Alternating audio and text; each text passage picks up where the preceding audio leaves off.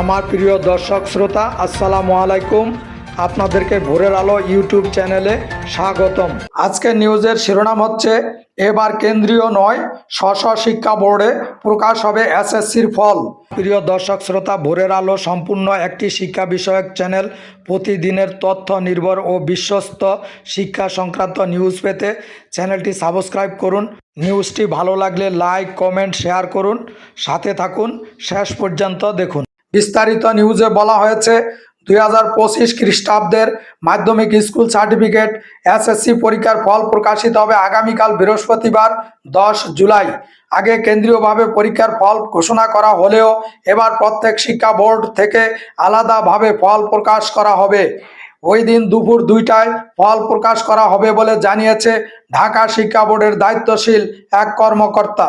মঙ্গলবার 8 জুলাই বাংলাদেশ শিক্ষা বোর্ড সমন্বয় কমিটির এক সংবাদ বিজ্ঞপ্তিতে বলা হয়, ঢাকা, রাজশাহী, কুমিল্লা, যশোর, চট্টগ্রাম, বরিশাল, সিলেট, দিনাজপুর ও ময়মনসিংহ মাধ্যমিক ও উচ্চ শিক্ষা বোর্ড, বাংলাদেশ মাদ্রাসা শিক্ষা বোর্ড ও বাংলাদেশ কারিগরি শিক্ষা বোর্ডের এসএসসি ও সমমান পরীক্ষার ফল 10 জুলাই বেলা 2টায় শিক্ষা বোর্ডগুলোর ওয়েবসাইট, সংশ্লিষ্ট সব পরীক্ষা কেন্দ্র বা শিক্ষা প্রতিষ্ঠান এবং এসএমএস এর মাধ্যমে প্রকাশ করা হবে।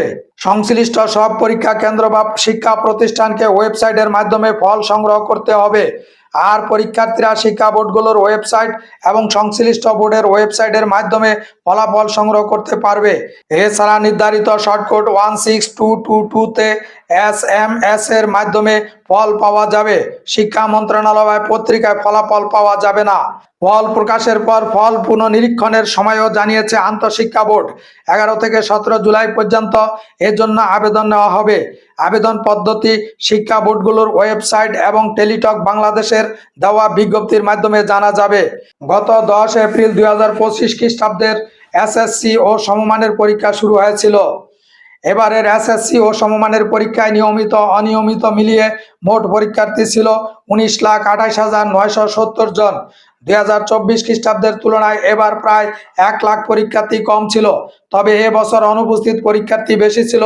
যেমন এসএসসির সমমানের পরীক্ষায় 11টি শিক্ষা বোর্ডের অধীনে প্রথম দিন অনুপস্থিত ছিল 26,928 পরীক্ষার্থী, অর্থাৎ তারা পরীক্ষার জন্য ফর্ম পূরণ করেও পরীক্ষা দেয়নি।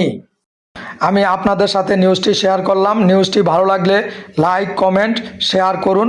সাথে থাকুন। প্রিয় দর্শক শ্রোতা, ভোরের আলো একটি শিক্ষা বিষয়ক চ্যানেল। এখানে নির্ভরযোগ্য ও বিশ্বস্ত শিক্ষা সংক্রান্ত প্রতিদিনের নিউজের আপডেট পাওয়া যাবে। চ্যানেলটি সাবস্ক্রাইব করুন, আমাদের সাথে থাকুন। আজকে এ পর্যন্তই। আল্লাহ হাফেজ, আসসালামু আলাইকুম।